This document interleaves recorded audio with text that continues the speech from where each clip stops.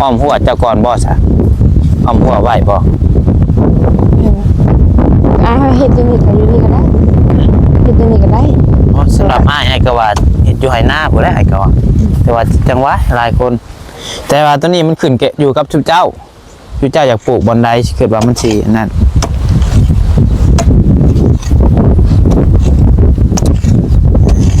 ปกตินี่มันต้องปลูกอยู่ให้หน้าคือว่าแม่นมันจะงามเนาะแม่นดินนี่มันเป็นดินอีหยังดินแข็งบ่แม่นคันว่าให้หน้าก็มีแต่พังขุดคุมพังเลยก็อ้อมเอาให้นึงบ่ก็กว้างโพดพอดีนะพอดีบ่ให้นึงพอดีก็นี่จะเข้าไปจักโมงไปซื้อบัตรเช้านี้ฮะ7 โมงว่าไปซื้อบัตรแต่7 โมงป๊อดแสดงว่าใช้เวลาไปย่างไปซื้อบัตรอีก3 ชั่วโมงเพื่อเฮาย่างว่าเป็นไตต้นแท้น่ะไกลเป็นนั่นผมบอกน้องแม่นป๊อเอ้าอ้ายมาถ่าเจ้านี่ก็มาแต่10 โมงจะมาฮอดหาก็11 โมงว่า11 โมงนี่11 โมงปลาย11 โมงครึ่งจะมาฮอดแสดงว่าไปไกลใช้เวลาดุนเติบเนาะแม่นไปแต่7 8 9 10 11 5 ชั่วโมง4-5 ชั่วโมงพุ่นน่ะป๊อตัวเพื่อย่างนี่มันผ่านเด้อกินนมจังไงๆไวๆใช่ช่องมึงดูฮะบ่เห็นลองช่องมึงดูแนมมึงใกล้ๆอยู่จักเราเห็นเฮาเห็นเราไอ้ว่าคือสิบาบุญไปจักนี่ว่าแล้วน้องคนเราบาลี่อยู่เมื่อกี้นี่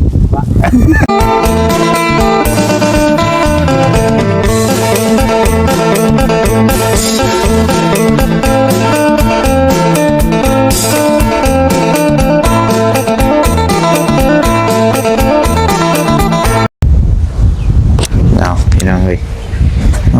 โธ่เนาะนอสาวข่อยเนาะถ่าเป็นชั่วโมงพี่น้องเลยป้าไอมาแต่โดนเลยคลองกำลังมาสิออกไปปะแล้ววะมาแต่ทางไหนมาแต่บ้านออกไปไสก็ซื้อบัตรเติมเงินย่างไปนี่ป้าตุ๊ซื้ออยู่บ่อนใดนะฮันเวียดนับแพกพวกทางโค้งผมบอกบ่อยู่ในผู้ใดอยู่ในบ้านนับแพกพวกแม่นคือว่าอยู่ไอ้มาถ่ายเดินกำลังว่าสิออกเมื่อปะแล้วน้อยนานมาแท้เว้นหลักไปหาผู้บ่าวหรือเปล่าจ๊ะแล้วมาแต่ซื้อบัตรบ่โอเคจ้ะคือเราไปสิได้เขาบ่โทรบอกให้ไอ้นิ้วว่าเติมให้บ่ได้เนาะเน็ตเบิดเนาะลืมไปซื้อเทื่อละจักบัตรซื้อไว้2 บัตรถ้ามันเปื่อยข่าว TikTok หลายนี่ก็มือครับดิน TikTok หลายเดือนเบิดไว้เติมมื้อละ10เทื่อละ 10,000 บ่เทื่อ10เทื่อ20เทื่อ10เทื่อ20ได้จังมื้อ 10,000 10,000ละได้มื้อ10,000ในมื้อนึงบ่ว่าเลย 10,000นึงอีหลีนี่แม่นเฮาเข้าแต่ TikTok ดินจะ TikTok ติผู้สาวเนาะค่ะไปเบิ่งแต่ TikTok ก็ได้ว่าลิ้นก็ได้ว่าเต้น TikTok บ่ก็ได้ว่าเป็นดาวเต้นซะดอกคันดาวเต้นแล้วว่าสิให้เต้นให้เบิ่งบ่เป็นคือเคยบ่ซะเคยตั้งเป็นเดือนอยู่บ่คันมื้อละ 10,000 มันก็เปลืองเลยเนาะหาเงินพอจะได้ซื้อบัตรได้ซะแม่นมื้อละ 10,000 10 มื้อก็100,000เดือนหนึ่งก็300,000ป้าทกกลัวฮอดอ้ายสมัยเฮ็ด YouTube เฮ็ดช่องแบบนี้นี่สมัยยังบ่ฮอดพุ่นได้เติมบัตรนี่กว่าสมัยตั้งเป็นเดือนอ้ายของอ้ายหันเดือนละ 200,000กุ้มผู้ฮอดกำเนิดผู้แหละฮอดกำหนดผู้แหละสมมุติว่าเดือนนี้เฮาเติมวันที่1เดือนหน้าวันที่เดือนหน้าผู้แหละมันจักสิเบิดเลยเคยตั้งเป็นเดือนอยู่บ่ซะบ่มีแต่ซื้อเป็นใบเอาได้ซื้อเป็นบัตรเป็นใบเอาจะมาเติมแม่นก็เรียกว่าเคยเห็น ตั้งเคยนั้น เดี๋ยวตั้งบ่สตั้งเป็นเดือนตั้งเดือนละแสนเนี่ยก็จะว่ากลุ่มอยู่บ่จัก บ่ ฮะ เฮาเข้า ลอง แต่ ลองตั้งเดือนละแสนลองเบิ่ง เข้าเบิ่งแต่ TikTok หลายเพิ่น เบิ่งใน TikTok แม่ TikTok กับกับเปลืองอยู่เรื่องเปลืองนี่ก็พอฮู้อยู่พี่น้องเนาะมันจะตั้งเดือนละแสนเอาหั่นมันจะเก็บเงินสมัยเขามาหาหลายๆคนเขามาหากะเพิ่นเอาให้ทีละเล็กละน้อยก็โฮมไว้แล้วก็ไว้เติมเป็นเดือนเอาเด้อ เด้อ คันอ้ายก็อยากเติมอายุอ้ายก็เงิน ยังบ่ออกถ้าเงินเดือนออกก่อนคันเงินเดือนออกคันว่ายังมีไปเติมหาสิเติมหาอยู่ดอกผู้ใดที่20ปลายผู้ใดได้อยู่แสนหนึ่งนี่ เด้อ เติมให้ได้อยู่แต่ละเดือนเพราะว่าเดี๋ยวนี้นี่อ้ายกับพ่ออ้ายคือการสอดพี่น้องเนาะ เงินใช้น้ำมันมาแต่ละมื้อนี่ก็ยากเลยเงินเดือนก็นัดออกก็ได้ยังวะ ออกก็ว่าได้หลายดอกพี่น้องพอจะได้ซื้อโอ้ได้พอไปใช้บัตร เกี่ยวหญ้า ไปเก็บหญ้าบ่ เด้อ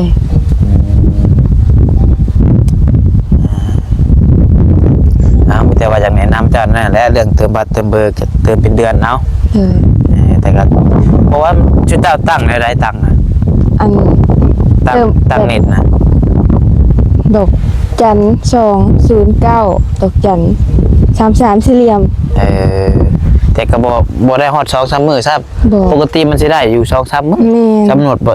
อย่างขี้ไล่ก็2 มื้อ2 มื้อครึ่งไปตามที่ไอ้เคยดิบตะกี้ก็ ของเฮาแต่ก่อนเนี่ยเต็กบางเทื่อก็บ่ได้ฮอดมื้อซ้ำ ว่าที่เฮ้ย ครับเปลี่ยนซิมตลอด ใช่รักหยัง แล้วเก่า พอถิ่มนะบ่จักก็ซิม เปลี่ยน เอ้าเนาะมันเปลืองก็ดอกก็ดิเฮ้ยเปลืองหลายก็หอยเนาะจะคักเด้ เลย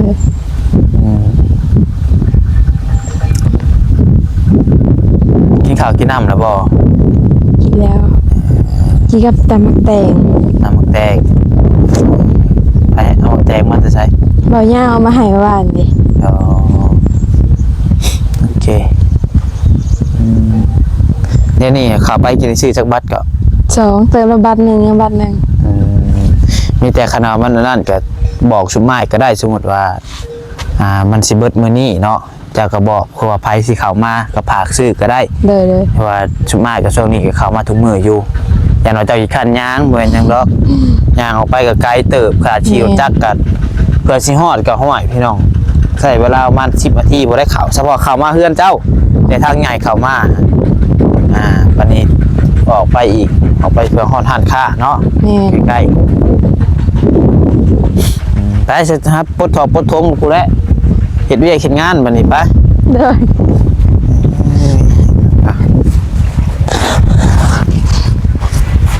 หน่อยมาแล้วเนาะพี่น้องเนาะเดี๋ยวพาเพิ่นเฮ็ดชั่วเฮ็ดสวนต่อก่อนพี่น้องเนาะเอาคนอื่นเบิดก็กราบทักทายสบายดีเด้อพี่น้องเด้อสบายดีกันอีกเทื่อนึงพี่น้องเนาะกันยังอยู่เฮือนน้องๆน้อยนี่แหละพี่น้องเอ้ยก็พบพอกันอีกคือเก่าเช่นเคยเนาะกำลังปัดไส้พี่น้องเนาะหายไปน้องเพิ่นเปลี่ยนเอาถองเอาธงเอาเครื่องไว้ก่อน เดี๋ยวสิพาเพิ่นเฮ็ดถั่วเฮ็ดสวนพอได้ไว้ปลูกผักบุ้งหญ้าอะไรพี่น้องเนาะขุดโคมผักพังเสาไว้ก่อนเดี๋ยวบัดขุดพังเสาแล้วจังว่าการตัดบอกตัดไม้สังไผ่บ่มาคือว่าเอาไม้ยังมาแอบแต่ว่าแม้ว่ามีไม้สังไผ่นี่ก็อยากเอาไม้สังไผ่เพิ่นจัง อันนั้นพี่น้องเนาะสบายมันกระทนอยู่ไปกัน พอไปแล้ว โอเคบ่เป็นหยังครับขุดพี่ก็ได้ขุดได้อยู่บ่ขุดโค้งทางเสาถาไป หาเสียมก่อน พ่นเสียมาเห็นอยู่ค่ากล้องให้เขาเบานิ้วบ่ได้ป้าไว้นี่บ่ บ่เห็น เอาเมื่อน้ำเนาะ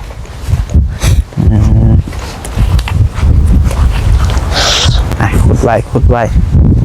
เปลี่ยนกันคนละคุม2 คุมเสียเมียนเดียวบ่เลย แม่น จะเสร็จจะพูดเหรอวะก็ไปขุดรถ คุณละทาง ขุดบ่แหละ แม่น เอาทางเขาซะขุดแล้วเบิ่นแล้ว แม่น เบิ่งดู คุณ ขุดแล้วเบิ่นแล้วบ่ คุณแล้ววันนี้ อืม เดี๋ยวเอาเสามาพังลงจ้ะพังเบิดแล้วบ่ตัวนี้ใช่คือยังค่อยเละๆอยู่ว่าเสาเนี่ยเนาะเสามันน้อยโพดไปจากเสาแบบพอดี แม่นมันน้อยเพิ่นมันบ่มีไม้ มีใหม่ติใหม่เสาเนาะ ปลูกกับไก่น้อยสิบ่ทราบว่าเขาบ่มีตะนาง ฮะ ตะนางอ้อม มันหนักมีมาอยู่ดอกพอแต่ลงมือก่อนมันหนักมีคนซื้อมาให้ เลย พอแต่เฮาลงมือเฮ็ดบ่มีตัวใดก็เดียวจังว่ากันบ่มีอีหลีก็สิระดมทุนกับทีมงานซื้อให้ดอก เลย รวมทุนกับเขาให้อ้ายเพิ่นคนละ10คนละ20,000ก็ได้อยู่ดอกทำตะนางซื่อย่านบ่มีเงินนั่นซื้อบ่มีตะนางอ้อมบ่ แม่นยันไก่น้อยซาเลย ย่านตัวนั้น แม่น ผักมีแหละผักปลูก บ่มี ผักปลูกก็ยังบ่มี เลยมีแต่ขุดนี่แหละค่ะขุดกะ ขุดหยัง ขุดนาน นาน บ่ พักเลย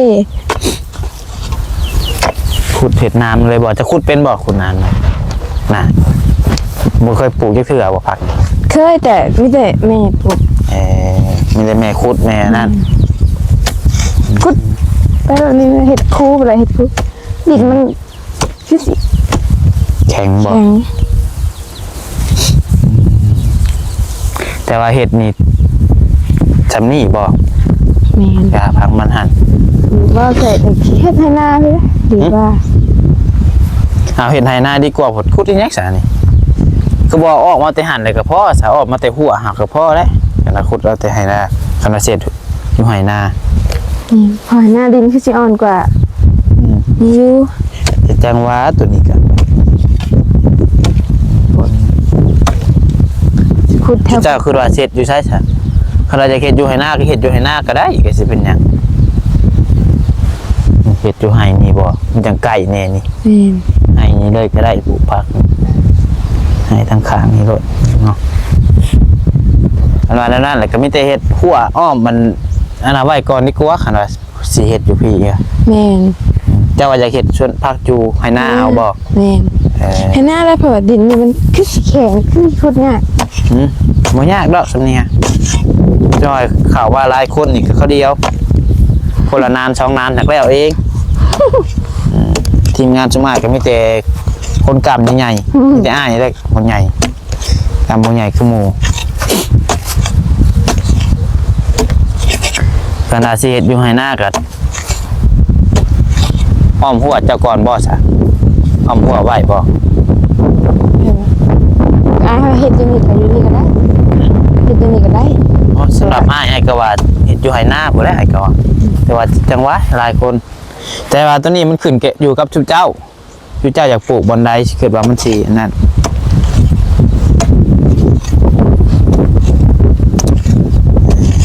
ปกตินี่มันต้องปลูกอยู่ให้หน้าคือว่า แม่น มันจะงามเนาะ แม่นดินนี่มันเป็นดินเอียง ดินแข็งบ่ แม่น คันว่าให้หน้าก็มีแต่พังคุดคุมพังเลยก็อ้อมเอาให้นึงบ่ก็กว้างโพด พอดีนะ พอดีบ่ให้นึงพอดีก็เฮ็ดนี่ตัวนี้ก็อ้อมมาแต่กอกนี้ไว้ก่อนซะ แม่น เฮ็ดดันใหม่มาแล้วก็อ้อมเอากอกนี้ก่อน เนาะเขาว่าอยู่เฮ็ดอยู่ เฮ็ดกันกอกจะไว้ก่อนยันงวมควรมาซนนะกอกไม้มันเอาบ่เฮ็ดบ่นี่นี่ก็ เฮ็ดอยู่ให้หน้าคือเพื่องขึ้นเหมือนควรนี่เอาอันนี้ขึ้นแล้วก็ขุดเลย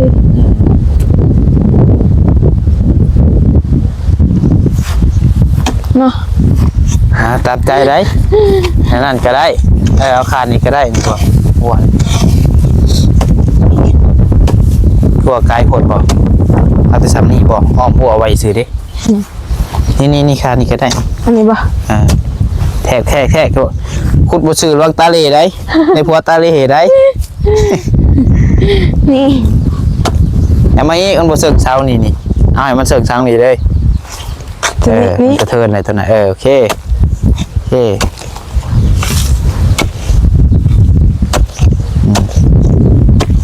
พังเอาแต่หัวก่อนเนาะสาวหัวก็เอาตัวชีใหญ่นี่มาขากล้องกับนี่รถเบานิ้วพี่น้องน้องมาใส่ปะไว้เพิ่นยังบ่ทันมามีคนจับกล้องให้เปลี่ยนกันเนาะขุดก็ขุดเปรียได้บ่ อะไร ฮะ อะไรคุณชายเนาะ ให้ขุดซอยนี่ขุดคุมไม่ซื้อซอยกับซอยบ่ยากดอก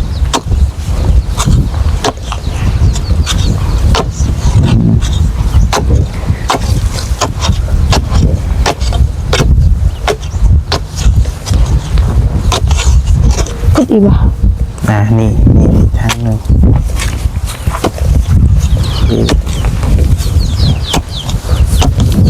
มาสิขุดมาเจ้าจับแม่เด้อ โอเค จับนี่โอเคยืนห่างผิดก็ได้จับมันผิดเองเป็นบ่เอียงบ่ นี่ยัง ตึ๊บแม่ตามไงเนาะดูสิ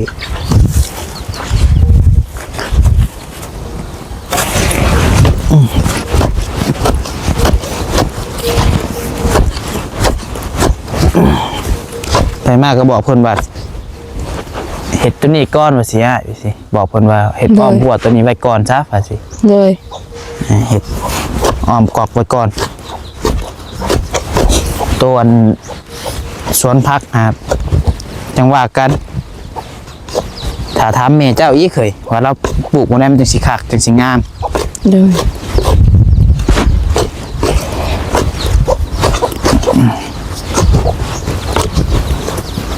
จังไว้งัวควายมาชนนี่บ่แห้งหักนี่ เลยใส่อีกแล้ว หมดใส่น้ำอีกเฮ็ดกันไว้ก่อนซะให้ย่าไปซื้อตะปูมาให้บอกมานี่ แม่น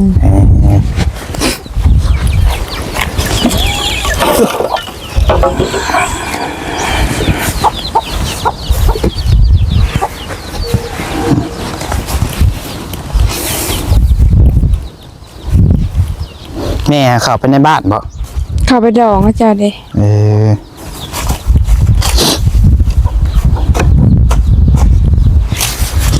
ว่านี่คนมาลายประวันนี่ ลาย ตอนช่วงออกเมื่อแต่คนมาลายที่ แม่น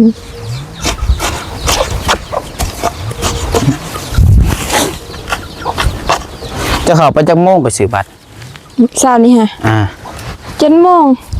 ว่าไปซื้อบัตรแต่7 โมงป๊อดแสดงว่าใช้เวลาไปย่างไปซื้อบัตรดี3 ชั่วโมง เพื่อเฮาย่าง อ๋อว่าเป็นไตต้นแท้น่ะไกลเป็นนั่นผมบอกน้อง แม่น ป๊อเอ้าอ้ายมาถ่าเจ้านี่ก็มาแต่10 โมงจะมาฮอดหาก็11 โมงว่า11 โมงนี่11 โมงปลาย11 โมงครึ่งจะมาฮอดแสดงว่าไปไกลใช้เวลาโดนเติบเนาะ แม่น ไปแต่7 8 9 10 11 5 ชั่วโมง 4-5 ชั่วโมงพุ่นน่ะป๊อตัว เพื่อเฮาย่าง โคตรโพ เฮาลัดมาทางให้นาก็เจ้าได้หั่นแหละ ขาดมาทางลัดได้หาบ่ แม่นเนื้อทางอันใหญ่แห่งไก่เฮาลัดมาทางทุ่งนา ขาดมาทางลัดยังใช้เวลา3-4 ชั่วโมง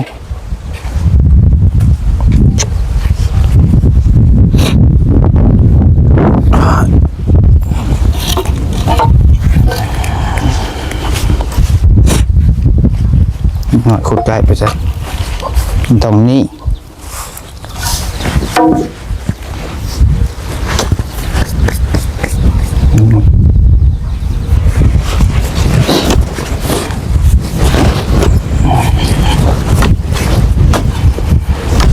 มันยังมีคนมาหาบ่ ยัง ง่ายคนแรกอีกเลย แม่น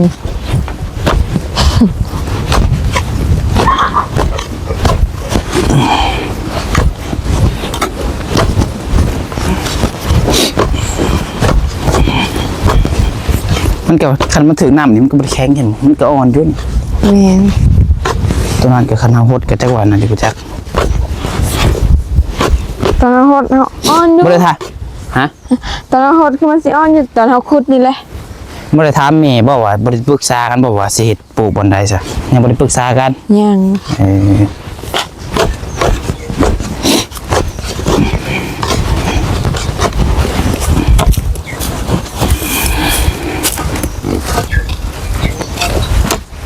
เจ๊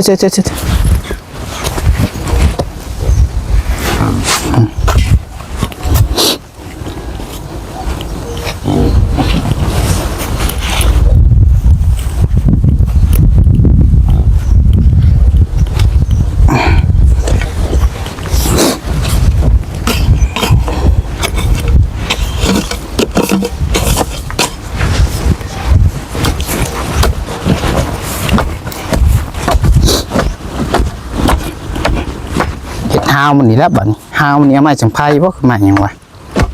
บ่ลองหน่อย บ่ นี่บ่ได้มาจังไพ่ฮะ นี่แต่มันบ่ใหญ่ดูหนองค่ะก็มีแต่มันบ่ใหญ่เลย มันเป็นอะไรบ่ใหญ่ มันบ่สูงมันบ่สูง กอใหญ่อยู่บ่เลย บ่ กอมา เดี๋ยวให้พาอ้ายไปเบิ่ง มีจักกอ สอง ได้อีกบ่จักเอามาจักเด้อเฮ็ดจัก3 6 9 12ฮาวก็ประมาณบ่เกิน5-6 ลำดอกได้สำนึงนี่นะมาทางเสาไว้ก่อนเนาะแล้วจังคอยว่ากันเป็นยังไงโตฮาวไปทางไม่เมื่อยปะเดี๋ยวเอาน้ำเย็นๆให้กิน ใช่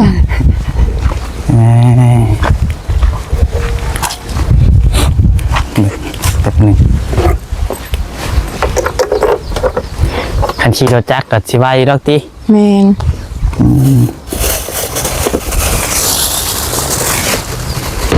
มีมผักเด้อกินนม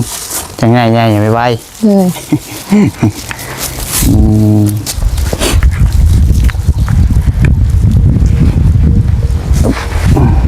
แต่คือบทเก่งโอเคพี่น้องแล้วก็มีเรื่องหนึ่งอยากเว้าน้ำแน่พี่น้องเลยเพราะว่าวันนี้ก็กระยอกกันนั่นแหละกับทางน้องน้อยแล้วก็บอบบี้เพิ่นมาวันนี้เนาะ แม่น หลายคนก็คือสิเห็นแล้วก็คือสิฮู้แล้วพี่น้องเนาะเรื่องเงินคมเหมาะคมหักเพิ่นนี่แหละพี่น้องเนาะเฮาก็เมื่อวานนี้ก็เว้าทางช่องเว้าไล่นั่นแหละพี่น้องเอ้ยก็จะออกน้องๆเพิ่นแต่ว่าน้องวัดไซนี่ก็บ่ได้คืดบ่ได้หยังในพี่น้องเนาะเพราะว่าน้องวัดไซก็มีผู้สาวอยู่แล้วก็หักเพลงน้องเพิ่นแบบน้องแบบนุ่งแบบอีต้นว่าซั่นซะสำหรับน้องวัดไซก็บ่ได้คืดอีหยังกว้างเกินกว่าหันพี่น้องเนาะแต่กับวันนี้ก็เรื่องความหักนี่มันขึ้นอยู่กับคนสองคนคือเว้าเนาะ แม่น คือน้องเพิ่นสิหักไผมักไผก็แล้วแต่เพิ่นนะเว้ย โดย ไผมาแล้วแต่สุดเจ้าแต่อีกเรื่องหนึงก็คือวันนี้ทางน้องบ่ใช่แล้วก็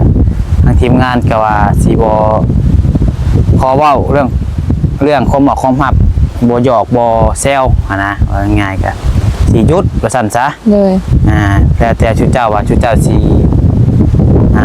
ไปอะไรกันต่อสิรวมกันแท้มักกันแท้บ่คือว่าในอะไรกันแล้วแต่ตัวนั้นเนาะให้ชุดเจ้ารวมกันเองครับรถไฟเจ้าอ่ะเจอบ่ บอลี่บ่ ฮะแม่นบ่เบาลี โอ้โห ฮะแม่นบ่บุญบ่ ไอ้ช่องมึงดูฮะ บ่เห็น ลองช่องมึงดู มัน แนมมึงใกล้ๆอยู่จัก เราเห็นเฮาแต่เฮาเห็นเรา ไอ้ก็คือสิว่าบุญไปจักนี่เอ้ ว่าแล้วน้องพลบาลีอยู่เมื่อกี้นี่โดยสบายดีไอ้ ชื่อป่ะ ชื่อรถเบลลี่ป่ะ